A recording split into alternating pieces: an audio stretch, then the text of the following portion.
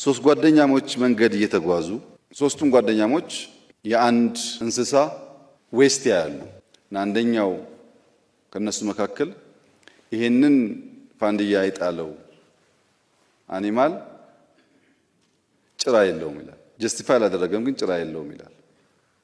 ትንሽ እንደተጓዙ ሁለተኛው ጓደኛው ደግሞ አንድ ዛፍ ስር አርፈው ተቀምጠው ሳለ ዛፉን ብቻ አስተውሎ በዚህ ያለፈው የአኒማል አንድ አይን የለውም ይላል።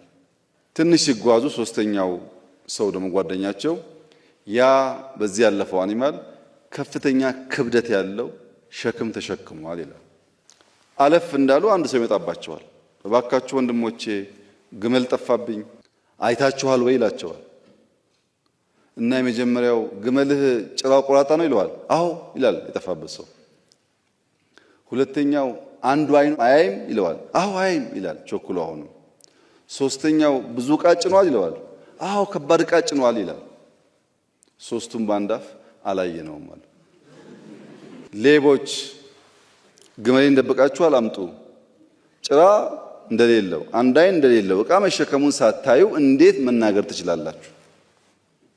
ሌቦች ናችሁ ብሎ ይጨቃጨቃሉ፣ ይካሰሳሉ፣ ፍርድ ቤት ይሄዳሉ። ፍርድ ቤት ሄዶ ያስረዳል። ሰውየው ጠፋበት፣ ደክሞኝ ነበር፣ በረሃ ውስጥ ነው፣ ሸለብ አደረገኝ እንቅልፌን፣ ስነሳ ግመሌ የለም። ግመሌን ፍለጋ ሲሄድ ሶስት ጓደኛሞች አገኘኋቸው። ሶስቱን ስጠይቃቸው አንዱ ጭራ የለውም አለኝ፣ አንዱ አንድ አይኑ አይሰራም አለኝ፣ አንደኛው ደግሞ ከባድ ዕቃ ተሸክሟል አለኝ።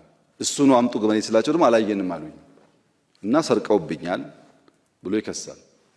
እነዚያ ራሳቸውን ዲፌንስ ያደርጉ ለዳኛው የለም እኛ ግመሉን አላየነውም፣ እኔ ጭራው ተቆርጧል ያልኩት ጭራ ያለው ግመል ፋንዲያ ሲጥል ጭራው ስለይመታው በተን በተን በተን ይላል። ይሄኛው ከመር ስላለ ጭራ ባይኖረው ነው እንጂ ቢኖረው እንደዛ ሊሆን አይችልም ብዬ ነው ጭራ የለውም ያልኩት።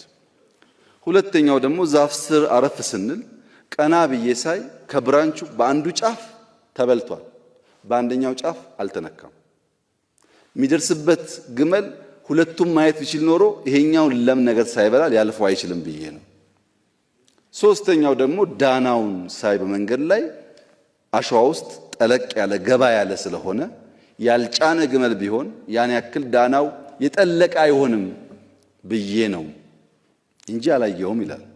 እና ሰውየው ብሎ መለሰ፣ እናንተ አስተዋይ ጓደኛሞች ናችሁ፣ ከታየው ባሻገር ከሚሰማው ባሻገር